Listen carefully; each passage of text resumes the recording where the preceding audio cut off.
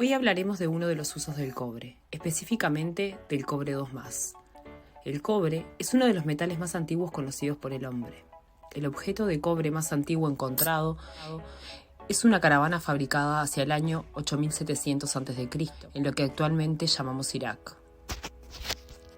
No es un metal abundante, pero se encuentra distribuido en los sulfuros, arseniuros, cloruros y carbonatos. El mineral más común es la calcopirita.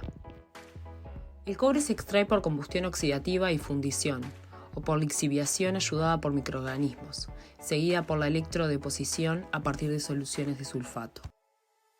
Su número atómico es 29 y su símbolo es Cu. Es un material pesado, maleable, dúctil, de color cobrizo y resistente a la corrosión. Es poco paramagnético, muy buen conductor térmico y eléctrico, y puede tenerse en su estado más puro. Sus propiedades mecánicas y eléctricas dependen de las condiciones físicas, temperatura y tamaño del grano.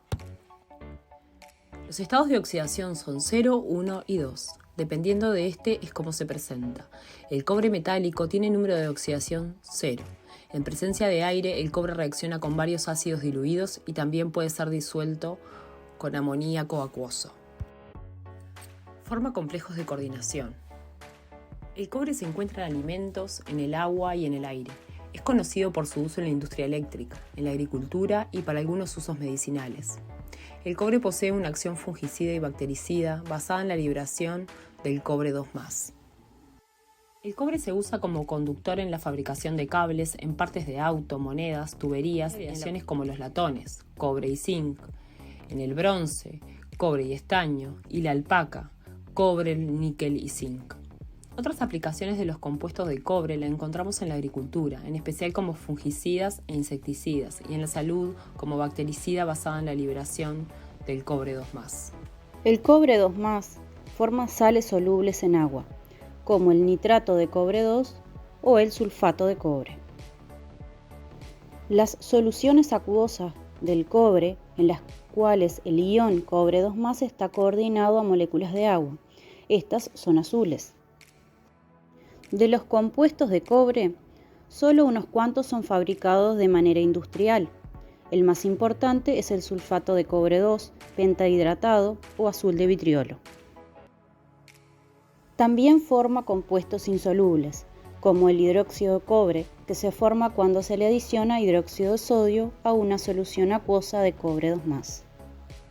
Para los seres humanos, los compuestos de cobre generalmente no son tóxicos. Consumimos en la dieta diaria entre 2 a 5 miligramos de este elemento.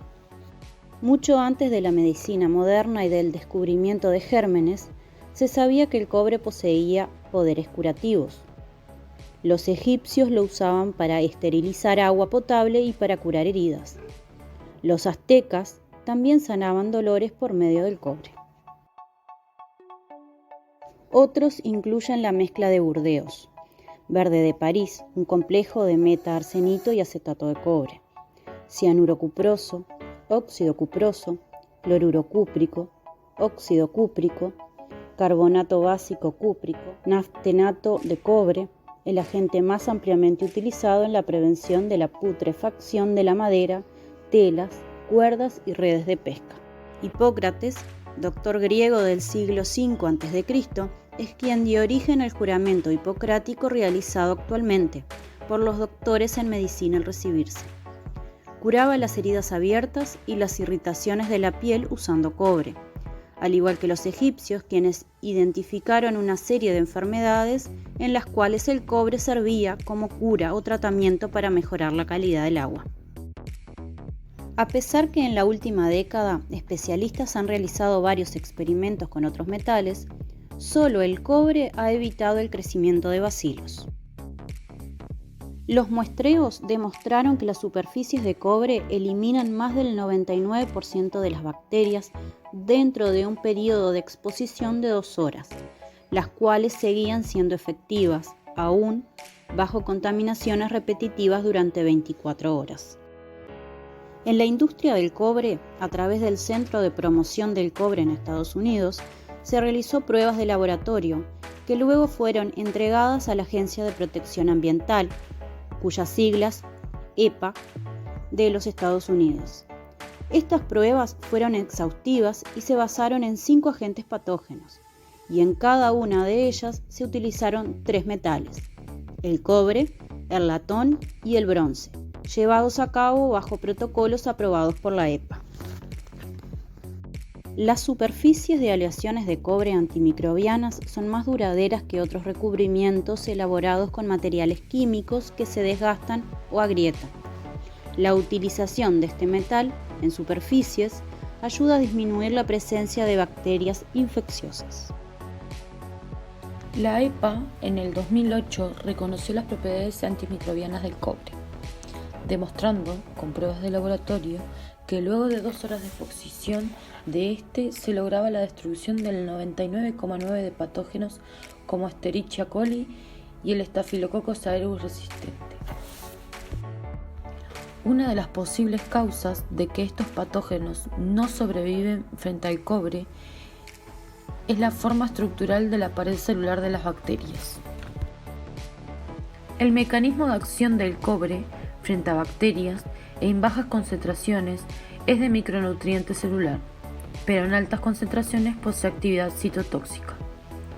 Este elemento, el cobre, puede adoptar diferentes estados de oxidación, como el cobre 2 oxidado o el cobre 1 reducido.